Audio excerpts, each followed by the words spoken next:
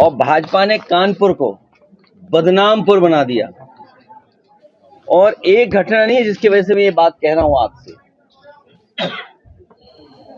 आज कानपुर का नाम सुर्खियों में किस लिए लिया जाता है? हमारे पत्रकार साथी जानते होंगे, कार पलटने के मामले में पुलिस वकील की कुख्यात गुटबाजी के लिए, पुलिस वकील की कुख्यात गुटबाजी के लिए, इनकाउंटर की स्क्रिप्ट लिखवाने के लिए, पुलिस पर गलत एफआईआर दर्ज करने के मामले में कोर्ट द्वारा कई हजार का जुर्माना लगाने के मामले में, गलत अफवाह फैलाने पर भाजपाइयों पर एफआईआर होने के मामले में कानपुर को बदनामपुर बना दिया है। कानपुर में गरीब ब्राह्मण मां बेटी की झोपड़ी जलाने के मामले में,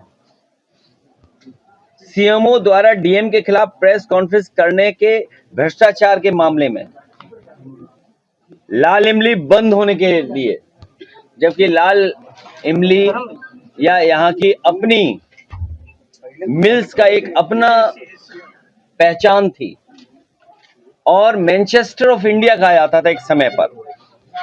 गंगा नदी में भाजपाई भ्रष्टाचार के काले नाले गिरने में, वो स्पॉट तो हमें आपको याद ही होगा जहां सेल्फी ली गई थी।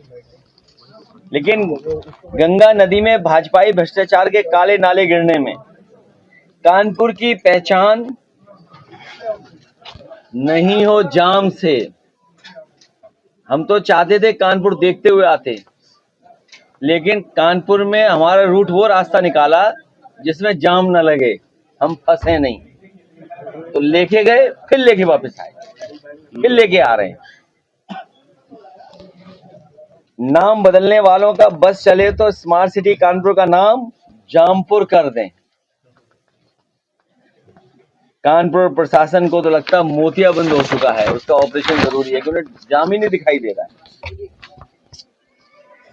भाजपा ने यहां encounter mafia, cough syrup mafia, NEET mafia और स्क्रैप माफिया जैसे माफियाओं के नए लेटेस्ट वर्जन निकाले हैं। मुख्यमंत्री योगी जी भूमाफिया के खिलाफ एक्शन लेने को कह रहे थे और कानपुर में बीजेपी नेताओं को भूमाफिया के खिलाफ प्रदर्शन करना पड़ा था।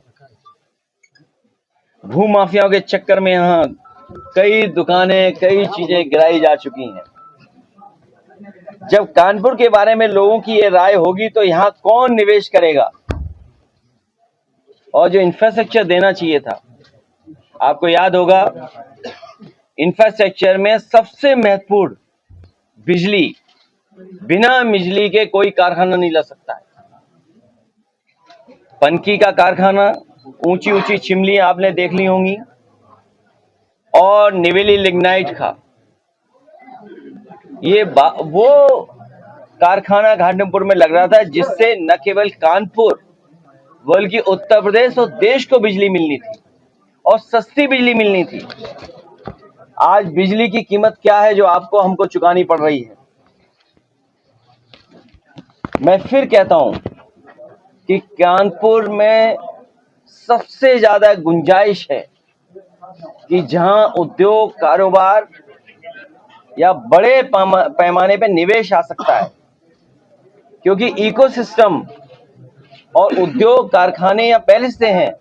अगर सही दिशा में सही फैसले, सही तरह के नियम बने और सहूलियत दे सरकार, तो यहां निवेश बड़े पैमाने पर आएगा।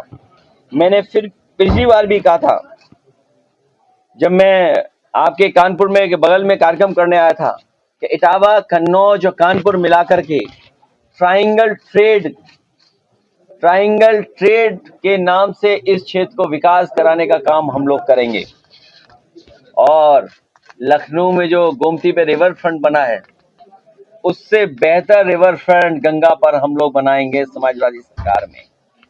न केवल रिवर फ्रंट, बल्कि रियल एस्टेट को कैसे बेहतर यूज करें और नया कानपुर कैसे बच सके। ट्रांसगंगा सिटी को तो इन्होंने बर्बाद कर दिया है, जो आपने देखा होगा।